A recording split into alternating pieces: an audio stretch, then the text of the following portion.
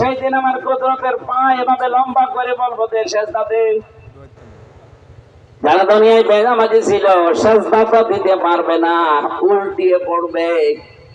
লাঞ্ছনা, অপমান, বঞ্চনা এদের উপরে চেপে বসবে। এই দৃশ্যটা একটু সামনে নিয়ে আসেন তো, যারা নামাজ পড়েন না, নামাজের শিক্ষা নেন না। প্রশ্ন আসতে পারে, হুজুর নামাজ আমি পড়ি না। বাংলাদেশে বহু নামাজি আছে কিন্তু নামাজের শিক্ষা তারা নেয় না। ফাওয়াইলুল লিল মুসাল্লিন আল্লাযীনা হুম আন সালাতিহিম সাহুন। আল্লাহ বলেন ওই সমস্ত নামাজীগুলোর জন্য আক্ষেপ, আফসোস, ওরা ধ্বংস হয়ে যাক যারা নামাজ সম্পর্কে উদাসীন। নামাজ সম্পর্কে উদাসীন থাকার এখানে অর্থ চারটা। এক নম্বরে যারা নামাজে যা পড়ে বোঝে না, এই প্রকার মানুষ বাংলাদেশে নেই। এক কথা বলেন, আছে মানে আমরাই। এখানে যদি 5,000 মানুষ থাকে, আমার মনে হয় 4,998 জন মানুষই জানে না যে কি পড়ি নামাজে। এই সিস্টেম গুলো পাল্টাতে হবে না। 40 বছর নামাজ পড়ছেন, সূরা ফাতিহার ভেতর কি বলেছেন আপনি জানেন না? আপনি কিভাবে কি বললেন আল্লাহকে? এমনকি আল্লাহু আকবার মানে কি তাও জানে না। কি কথা বলছেন না?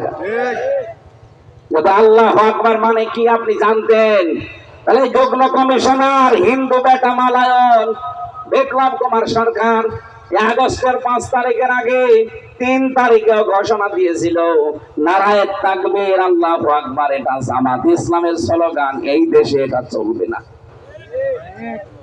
96% মুসলমানের এই দেশে একটা মালায়ন কথা বলতে পারে? বলেন বলেন। জয় বাংলা যারা স্লোগান দিচ্ছেন, এটা আপনি ইতিহাস ঘাটেন। বদরের যুদ্ধে যে লোকটার নাম আমরা শুনি, পরবর্তীতে তিনি সাহাবী হয়েছিলেন, আবু সুফিয়ান রাদিয়াল্লাহু তাআলা আনহু, সেই লোকটা তখন কাফেরদের পক্ষে ছিল। ওই সময় সে ওদের দলের লোককে উদ্বুদ্ধ করার জন্য উলু হবল এরকম শব্দ উচ্চারণ করতো। উলু মানে উচ্চ, উলু মানে কি, এই কথা বলছে না কেন?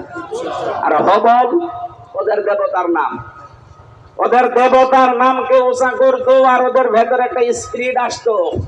ওরা যদি মুসলিম হয়ে স্লোগান বানাতে পারে, বাংলায় উলু মানে উচ্চ হয়, বাংলায় উলু মানে জয় হয়, বিজয় হয়, বিভিন্ন রকমের অর্থ হয়।